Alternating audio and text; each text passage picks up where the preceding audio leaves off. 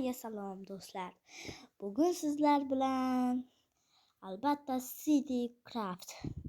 Bugun biz Minecraftni o'zbekcha qilamiz. Tayyormisiz?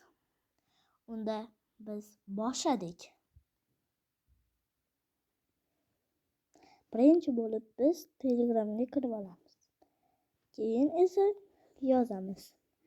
Hammasi kattada craft deymiz. Joy tashlab mod desak, mening mod kanalim chiqib keladi. O'shanda men tashlab qo'yganman. Mana o'zbek tili deb yozib. O'shani yuklab olasizlar va bitta ustiga bosasizlar. Keyin esa ham o'tirish mumkin. Keyin avtomatik Minecraftga kirib ketadi. Yoki sizlarda so'rash mumkin, Minecraftga kirsam yo boshqa ilovalarga kirsammi deb. O'shanda sizlar Minecraftga kirasizlar. Men har doim deb qo'yganman. Mana biz inglizcha keyin nastroyga, ya'ni settingizga kiramiz. Import qilindimi, yaxshi yo'qmi o'shani ko'rasizlar. Mana import qilindi. Keyin pastroq yozsanglar, mana yerda global resource cast deb turadi. Menda 26 ta.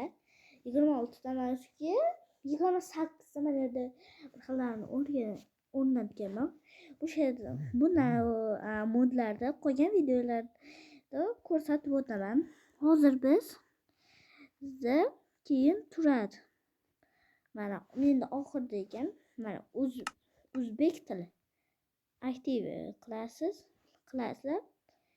Keyin aktiv yozsangiz,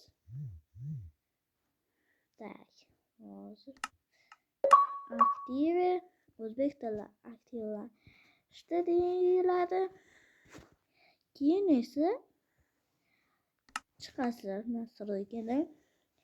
Keyin bir mana o'zbekchaga almashdi. Keyin kirasizlar.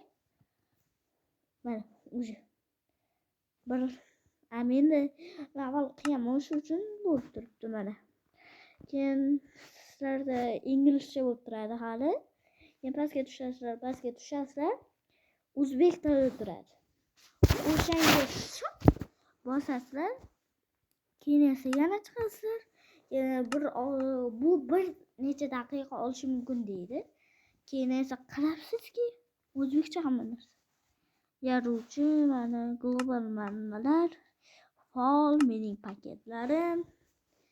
Mana hamma narsa o'zbekcha bo'ldi. Agar video sizga yoqsa, menga obuna bo'lib qo'ying.